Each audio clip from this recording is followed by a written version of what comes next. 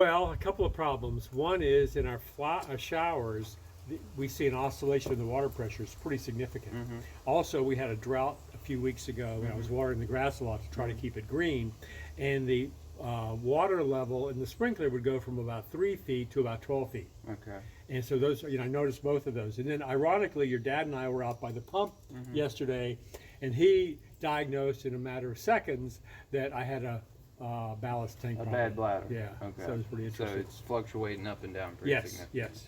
All right. So what we'll do, we'll go under the house and we will check the tank to see if it is waterlogged. Typically, when you take a tank to tell if it's not waterlogged, you tap on it. And you can tell by the sound. If it sounds like it's hollow, it's hollow. Then it's, well, if it sounds like there's no water in it, it's good. Okay. Even when a bladder tank is filled with water, but it's not bad, it still sounds hollow. Yeah. The reason being because the balloon at the bottom, the bladder only fills up inside of that bladder. So the metal tank itself, or in your case, the fiberglass tank, it should sound hollow, filled with air. When the bladder busts, the water then takes the place of where the air should be, and when you tap on it, it sounds like a thud. Yes. Another thing is when you take the cap off the top of the tank. Squirt water. Yeah, if you take this off, then you won't get air, you'll get water. Is this a common problem? It is. Is it? You know, you get 10 years is probably the life expectancy of the kidding. tank. Sometimes you'll get 12 or 15. It all depends on how many people are in the house. So, But yeah, let's we'll go under the house, we'll check it out, and we'll determine whether or not we'll replace it. And I think we've kind of already done that, so we'll go ahead, cut it out, and we'll put this one in. you add the air? That's where you add the air, yeah. Okay. I'm gonna need you to turn the electricity off to the tank. Okay. So there's a thing under the switch under the. Oh, you've got a pull disconnect under the house? Yes, Awesome, exactly. awesome, That's- awesome. Right, so we are under here with Mike the homeowner. He's being such a gracious guest that he's actually filming for me. So he's a YouTube fan, so we're gonna go ahead and I'm gonna explain to everybody how to diagnose the bad tank. The first thing, you knock on the tank, you can kind of tell that it's hollow. Now the electricity is still on, so this system still has pressure. On metal tanks, you'll have an air Schrader valve right here. On these fiberglass tanks, you're gonna have a Schrader valve up here. The cap is already off. So what we're gonna do to tell if the bladder is bad, you press on that cap. And you see that water's coming out? There's not supposed to be any water in this tank. This tank's supposed to be filled 2/3 of the way up with air, and 1/3 at the bottom of it is filled with the water inside the rubber bladder. So the rubber bladder has let go inside of this tank. So what we're gonna do, we're gonna take our electric meter, the first thing. We're gonna check our voltage. Make sure we have good voltage. Now the wires coming in from the house is this one and this one, so we're gonna check that one and that one. We get 247 volts, which is good. Now he has a disconnect up here above the tank. We're gonna go ahead and pull that. Close that, we've got our disconnect. Now we come down here and we have no more voltage. So now everything is safe to work on. So what we're gonna do, we're gonna disassemble this system, take all of our wires loose.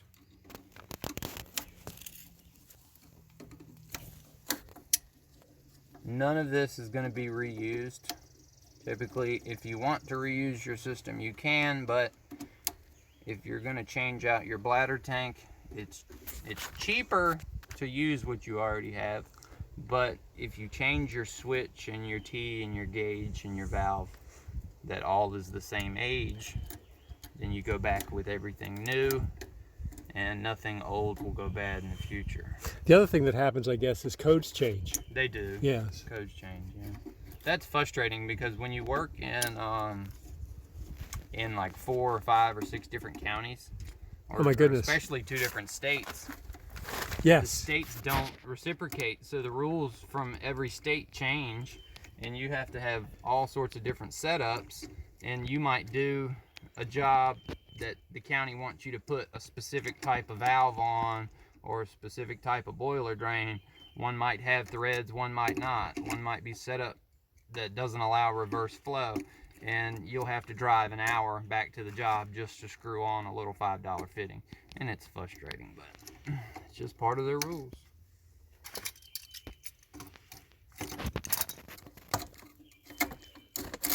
Okay, that's the wire to the well.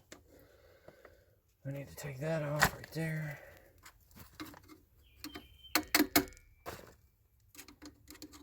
Now unspin our Romex nut.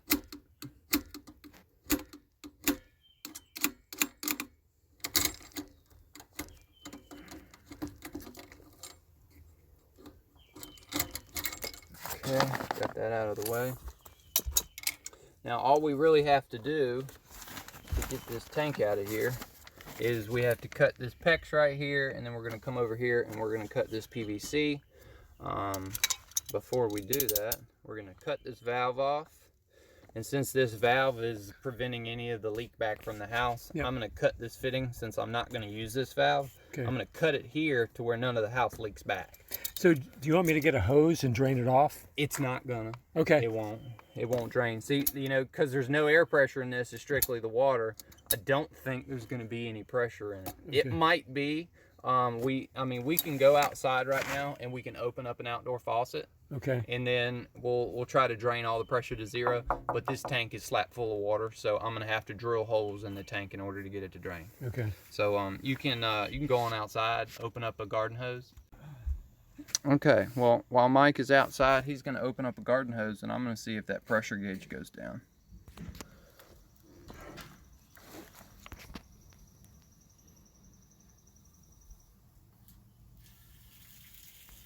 I can hear the valve open.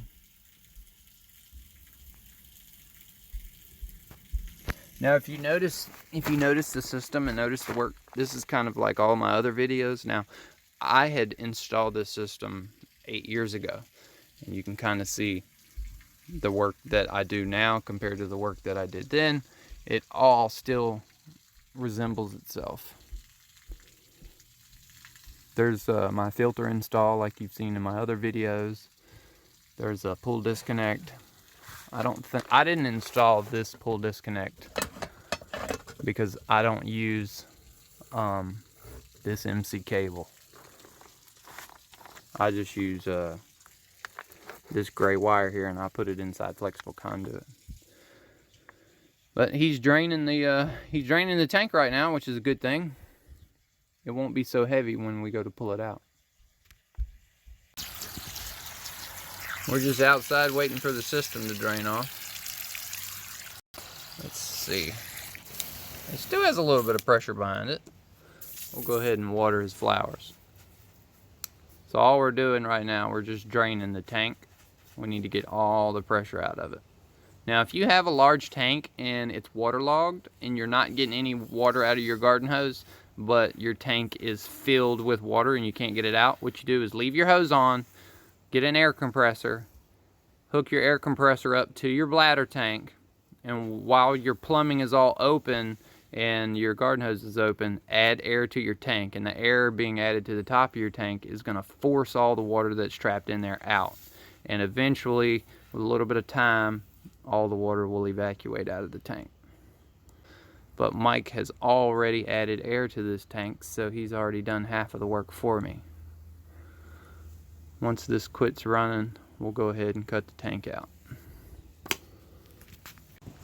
Okay, so we've let all the water, there's about a little bit of a dribble, so that's pretty much just residual coming out of the household plumbing. There's no pressure in it, so we're gonna go ahead and change the tank out. What we're gonna do, we're gonna cut this pipe here, we're gonna shut the valve off so the house doesn't drain. We'll take our cutters. Now this is schedule 80. It's a little bit of pressure in there. Oh, you know what we're gonna get? We're gonna get a lot of the, because your house is below your well. Yes. So we're gonna get all of this bleed back. Yes. Unfortunately. That's a bummer. That's why I was going to ask you if you wanted a hose. Yeah, let's you want that? Let me see if I can kind of squeeze it off. But now we're in the way of the fitting. Yeah, all right. So I've got that.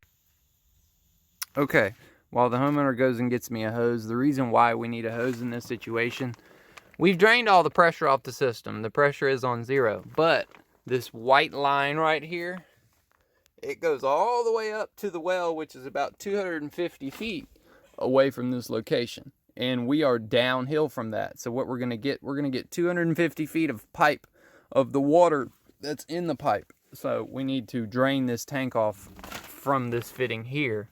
And I've got my cutters already cut halfway through that, but right now they're stopping it from leaking. So we're gonna go ahead and thread this onto that fitting.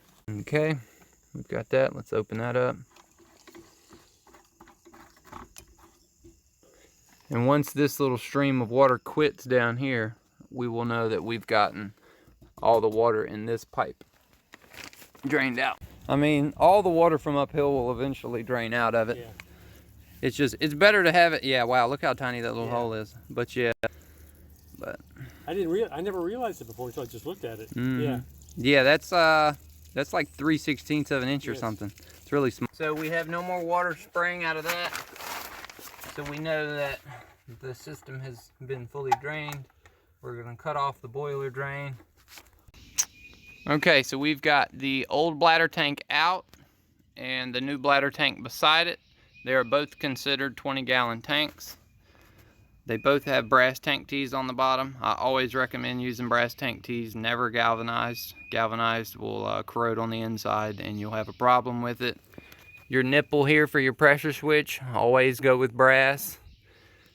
And that's a 40-60 pressure switch. So the pressure inside the tank right now is set at 38 pounds, so you get your optimal drawdown out of it. So now we're gonna go ahead and install this thing. We wanna make sure that our plumbing is all lined up. We don't want any sort of bind or pressure on our plumbing pipe. So this right here looks like it's pretty well set up. And I think I'm gonna have to go get another little piece of PEX here because this valve is taking up about 3 inches. So I'll have to get a new little piece of pipe here, and I've already got this. So what we're gonna do now is we're gonna take this pipe and we need to chamfer the edge since there is a sharp lip there. We need to take that lip off. What will happen if you don't, the glue, it will act as a squeegee and it will take all the glue away because it basically is a sharp little edge, and it'll scrape the glue off of it and it won't allow it to bond in a certain area. Okay, drain all the water out of it, get that nice and clean. Take my new piece of pipe here, get an idea about that. We're gonna take that, we're gonna cut it.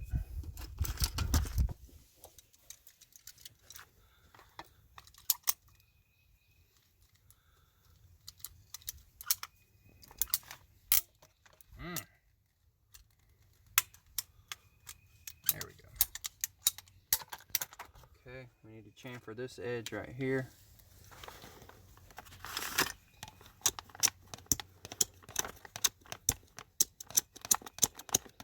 I never knew about that trick. Chamfering it? Yeah. Yeah. If not, you'll rub your finger across it like that and it'll be a really, really sharp edge. So you don't want to do that. Alright, so the first thing we're going to do, we're going to glue it into our tank. Put glue around it. Put that in there. Give it a little turn. That takes the glue that you put on there and it spreads it in a pattern. Now, since we glued it in there and turned it, you can't turn it on this side, but you shouldn't need it. Now, I'm not using primer because the pipe is clean, and this glue is kind of a 2-in-1 glue. You don't really need it. If you have really dirty plumbing, then you might want to. All right. So now that is set. Now I'm gonna go ahead and I gotta go to my truck and get some PEX plumbing to where we can extend this piece down here because I don't think that that's going to be long enough. All right, so what we're going to do, we're going to take this ball valve out. Since this is a ball valve with a male PEX fitting and then it had a Schedule 80 nipple over here, we're going to change it over to a true PEX ball valve. And if you ever cut PEX and you don't have the pliers, you have to have a set of PEX tools to be able to crimp these crimps. What you can use, you can buy one of these shark bite fittings. These are like $15 a fitting. When you cut this, all this is a push style fitting. So when you push it in, it has an O-ring seal. You just make sure you push it all the way and you'll feel it. And then as you pull apart, you can't get it to separate, so you'll know it works. I'm not going to use that in this case. In this case, when I cut it, my valve is going to go there, and then I'll put another pipe from the valve over here to your male fitting. So now we're going to cut this.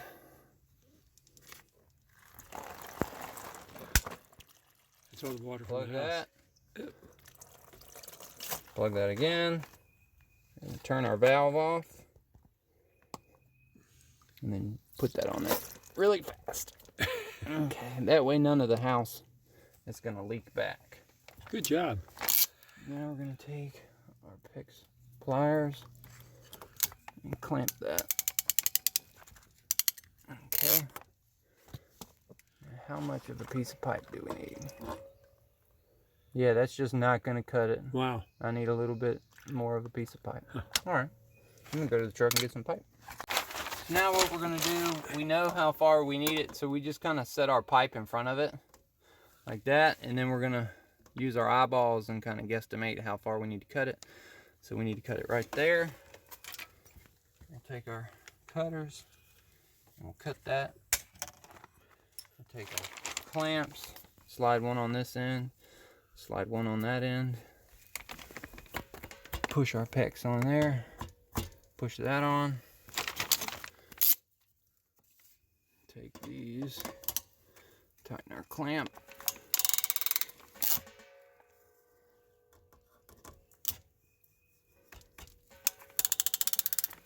okay, so now all the plumbing is done. Okay, that looks good. Now we're gonna hook up our pressure switch.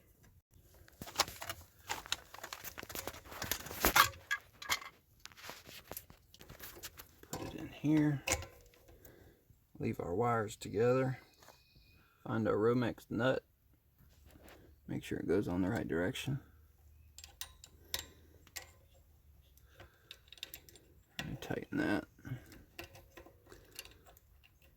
By the right direction, you mean the pointed end goes in, so it hits this surface. Yes. Yeah, I know there is a right way and a wrong way to put the Romex nut on. One's easier than the other. It'll go on the other way. It's just harder to get it to bite. I think it's got a taper to it. Yeah, I think it does too.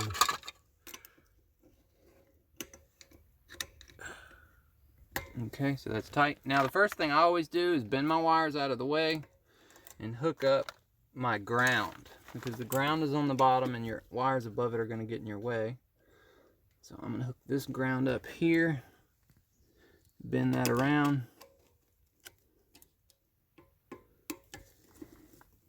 tighten that.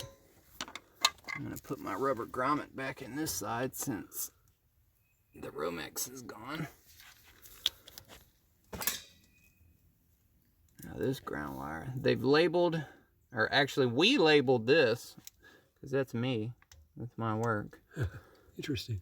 The reason we labeled the white wire black is because typically on 110 volts, your white wire is your neutral wire. So you don't get any electricity on your white wire. The code says you have to label the white wire black because it's a 240 volt system and you don't want people touching that white wire thinking that it's not hot. Yep.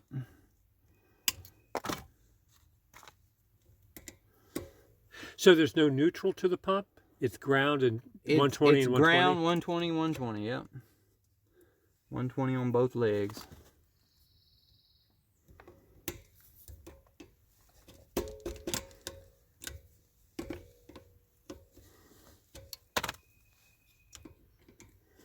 So now we've got our two grounds hooked up. Now the easiest way to know how to hook up a pressure switch, what I always tell people, put the black wires on one side and the white wires on another side. You can't mess it up if you do it that way.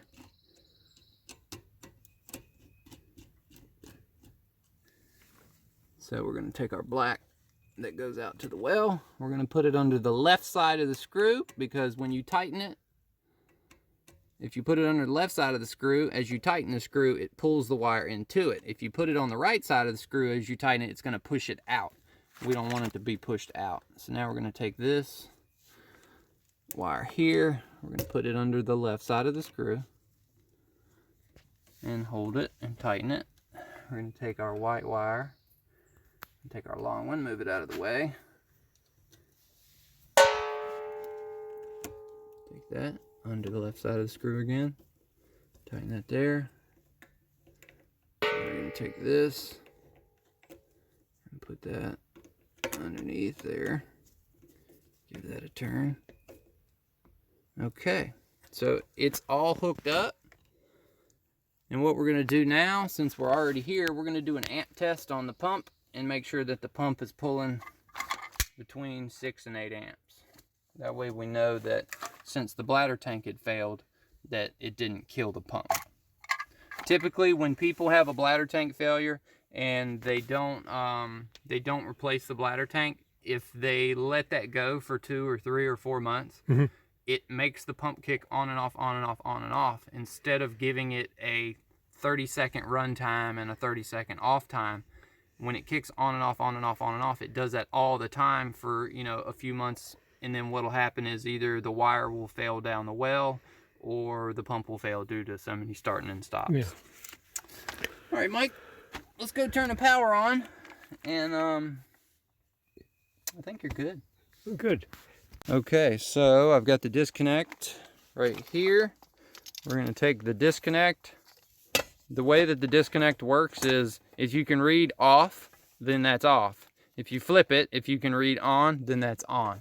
So what we're going to do is we're going to take these. See the way that those are, when you flip it upside down, they're on a different side. So we're going to stick that back in. And the system cut on, which is great. I'm going to let it sit here and do its thing. And I'm going to take my amp meter, flip it over to amps, let it zero itself out. Now I'm going to take it and I'm just going to put it around one of these wires, just one. Like that. And it should give me, yep, right on the money, 6 amps. Excellent. Typically you can tell what size pump it is by how many amps it's drawing. So if it's drawing 6 amps, then that's a half. If it was doing 7.5 to 8.5, that's a 3/4. If it's pulling above 9, that's a 1 horsepower. And if it's pulling 14 or 15, then the bearings in the motor have gone bad.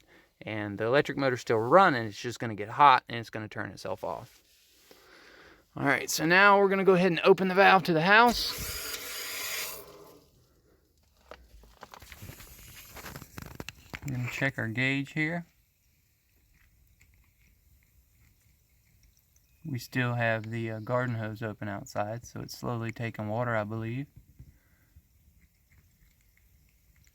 So now what we're going to do, we're going to turn the valve off. And we're going to check.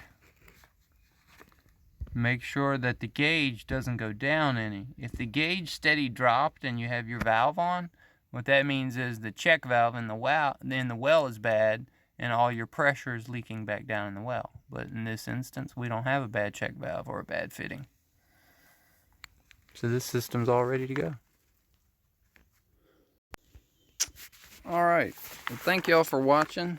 I wanted to kind of do a quick little tutorial here. These are the tools you need to change a tank or really to do anything plumbing related. So you have your electric meter, your amp meter. These clamp style amp meters are really the way to go to test your electricity on your pump to tell if the pump is bad or not. You need a set of good wire pliers. Both of these are PVC cutters. This is for your softer pipe, and this is for your Schedule 40 PVC. You need a flathead or a Phillips head screwdriver. This is your PEX wrench. You don't really have to have that. You can buy shark bite fittings, which these are expensive, and you definitely need a good pair of channel locks. This is your thread sealing compound, slick tight. So any threaded areas like that, you could either use thread tape, but I like the liquid slick tight, and then your PVC glue. So you would need that to glue up that fitting there. But if you have all these, you can change the tank out very easily. You just have to know a little bit about what you're doing, take your time, and not skimp and cut any corners. So thank y'all for watching. Give me a like, hit that subscribe button. See y'all next time.